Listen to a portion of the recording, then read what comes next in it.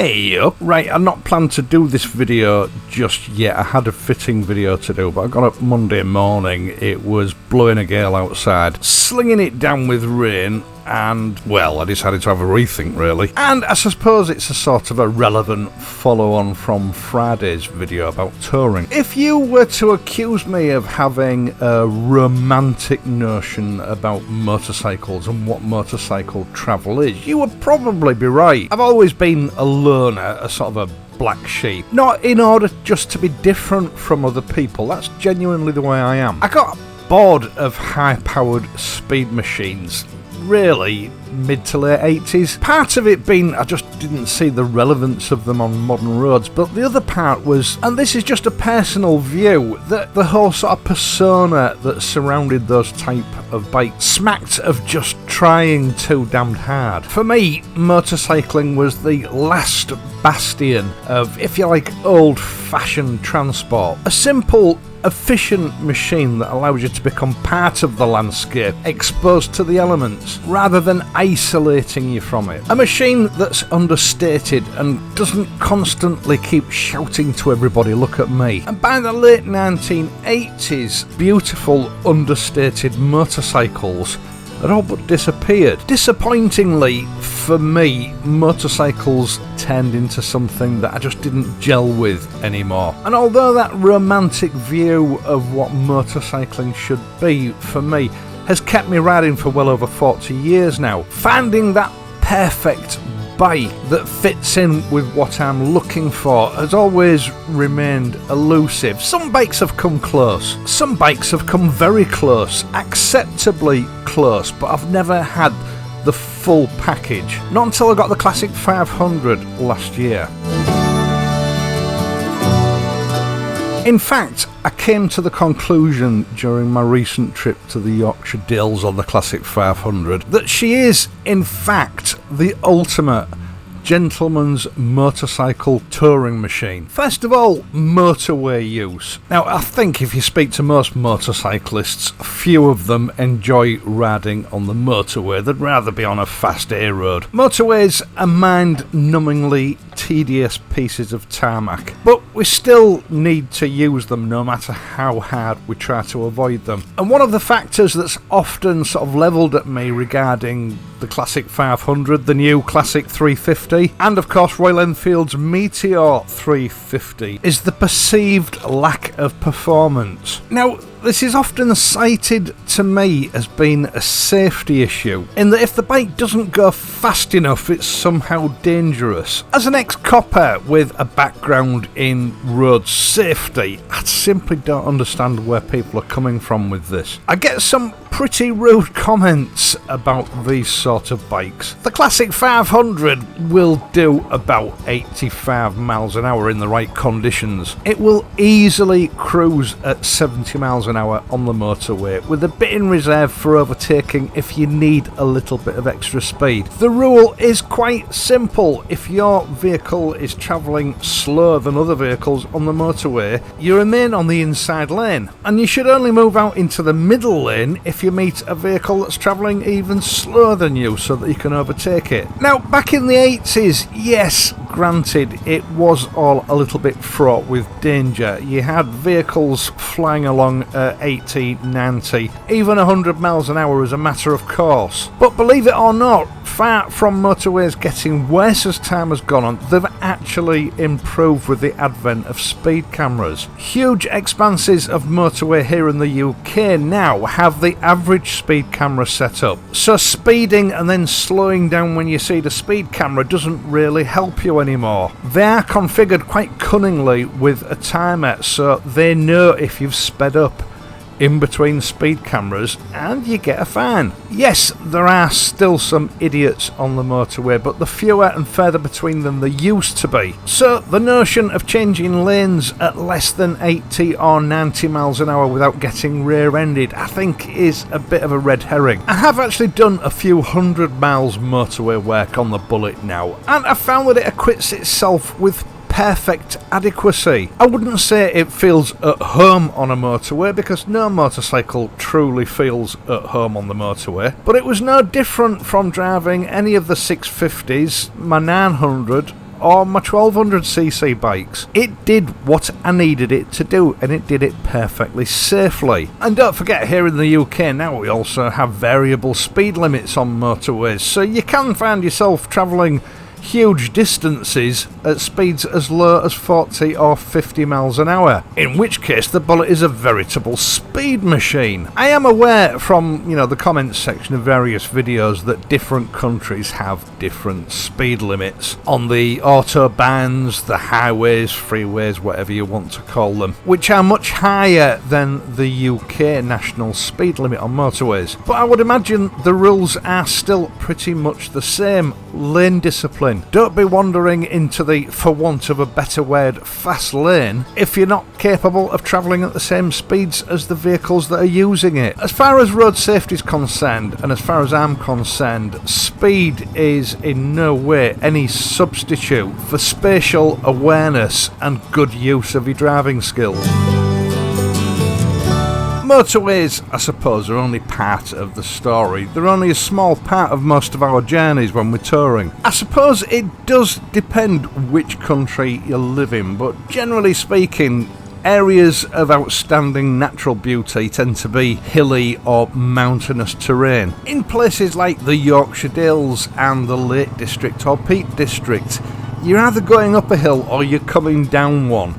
There's no real in between. And it's generally thought that the more power you have for these kind of roads, the better, but it doesn't necessarily work that way. Motorcycles with big horsepower output may sort of have bragging rights on these roads in a top trump sort of a way. But I think the reality of that on these sort of roads is that outright horsepower is of no particular advantage. Part of the attraction of riding a motorcycle is that it's rider and machine working together, a sort of a symbiotic relationship. Part of the joy of riding a motorcycle is your interaction with the motorcycle, skillfully steering the gearbox to get the best out of it. That skill of keeping the engine on the boil to get the best out of your machine over difficult terrain. I think people have this notion with high-powered bikes that you can just put them in one gear and leave them there using the torque to get you over anything you come across. Personally, I can't think of riding anything more boring or as unsatisfying as that.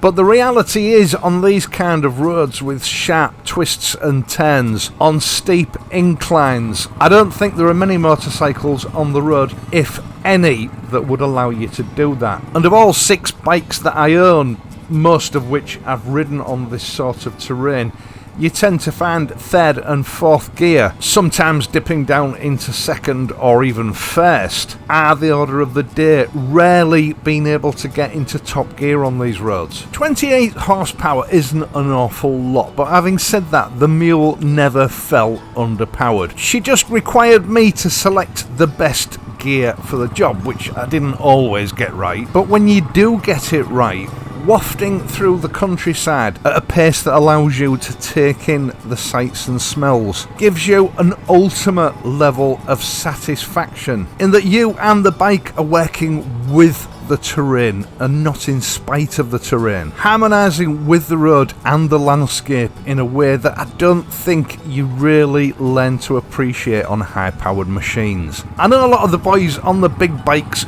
don't get it, and they probably never will, but what they don't realise is that they are really missing out on a visceral motorcycling experience. I've dreamed of taking a Royal Enfield Classic 500 or Bullet 500, whichever way you want to put it, on these roads in the Yorkshire Dales for over 30 years, and I have in the past explained the reasons for that delay in me actually ever doing it. But there's one statement I can make that I've never been so sure of in my entire life, and that is that it was well worth the wait. I've had a great time on these roads on all sorts of motorcycles, but I've never enjoyed it as much as I did with the mule on this trip. There's no doubt about it, Royal Enfield have the technology and the ability to build high-powered machines if they really wanted to. And I know a lot of people simply don't understand why they haven't. But on this journey, it hit me straight between the eyes why they haven't. It's because these modestly powered motorcycles occupy the motorcycling equivalent of the Goldilocks zone. Speed machines are for the racetrack, but we don't ride on the racetrack, we ride on public roads. And we ride on those roads sometimes out of necessity, but for the most part these days for enjoyment. And I believe that Royal Enfield understand the true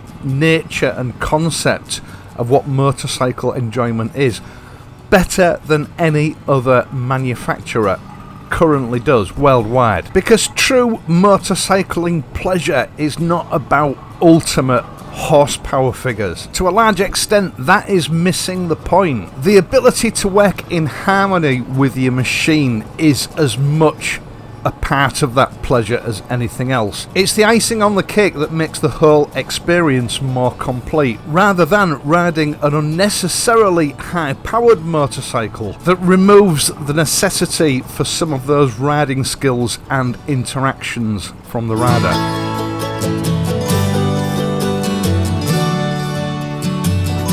Now, we've established so far that this bike has adequate performance for just about any road really that you can throw at it, providing of course that it's been ridden by an ego that is under control. But for a motorcycle to truly qualify as a tourer, there are one or two other elements that need to be present. For a start, fuel range. With the bike fully run in using fully synthetic Silcoline motor oil, from filling up the tank to the petrol light coming on and staying on, I'm getting round about 220 miles to the tank, which these days is a very respectable range for touring. Although I should point out that that is using premium grade E5 fuel, not E10. Weather protection is decent. This bike has deeply valanced mudguards front and rear, which tend to keep the worst of the muck and the wet off the rider. The bike is naked, it doesn't have a screen, and I know that this is a problem for a lot of people. I've been riding naked bikes for a number of years now, and my neck muscles, my stomach muscles and my arms have all grown to be able to easily deal with wind resistance even at motorway speeds. I never give it a second thought, to be honest. But if you're coming from a fully fared windscreen bike onto a naked bike, your experience is going to be different initially. Now, of course, another thing that any touring bike needs is the ability to carry clothing and equipment. Luggage.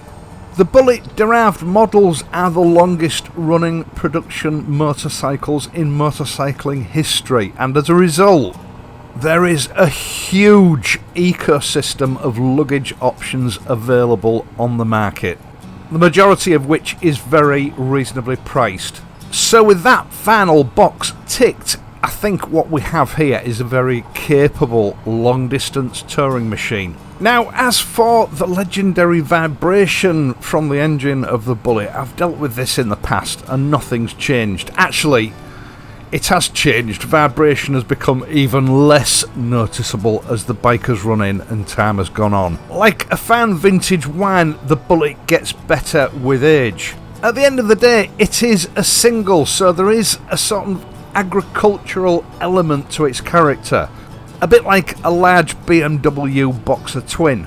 In fact, that's the closest thing I can sort of compare it to.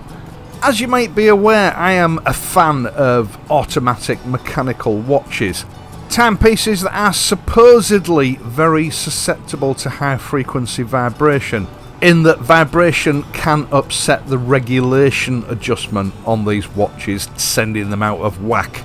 I wore one of my Orient Star outdoor watches on this trip, about 435 miles of Bullet vibration, and the watch was performing exactly the same at the end of that journey as it was when I started. Vibration seriously is not an issue when these bikes are properly matured. When I was younger, I used to read motorcycle magazines, and back in the early 1980s, there were a lot of the old-time journalists still writing, probably nearing retirement, and they would frequently recount sort of their exploits and journeys from the younger days, ranging back to the 1930s. Stories of journeys that they'd undertaken back in that era, when the world was a very different and much larger place. Now, these were not epic journeys, they were for the most part simply hours from point A to point B. But they were journeys that had stuck in the writer's mind throughout his life. A journey from his army barracks or his RAF base home to see his family on a Christmas break just at the outset of war, wearing little more than a flat cap, a pair of gauntlets and a greatcoat, in atrocious weather conditions. These were the stories that captured my imagination and made me want to be a motorcyclist when I was young. These journalists were true gentlemen in the real sense of the word. They weren't the sort of pulp journalists that we're used to listening to now. The current Classic 500 is an evolution of the very bikes that they rode back then. Bikes built for gentleman riders. It has all the qualities that a true gentleman requires, although the definition of what gentleman actually is an ever-changing concept. It's not a static value.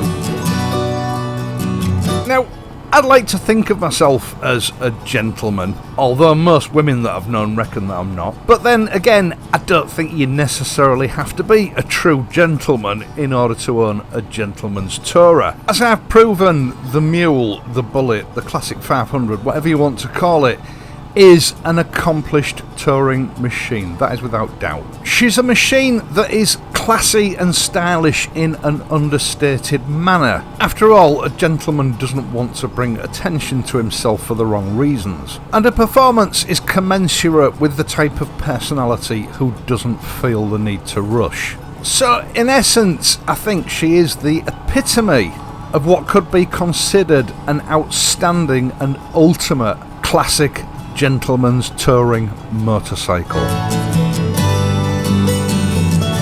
And let's not forget that the Royal Enfield Classic 500 is, by definition, historically, the original adventure tourer. But that's a subject for another video.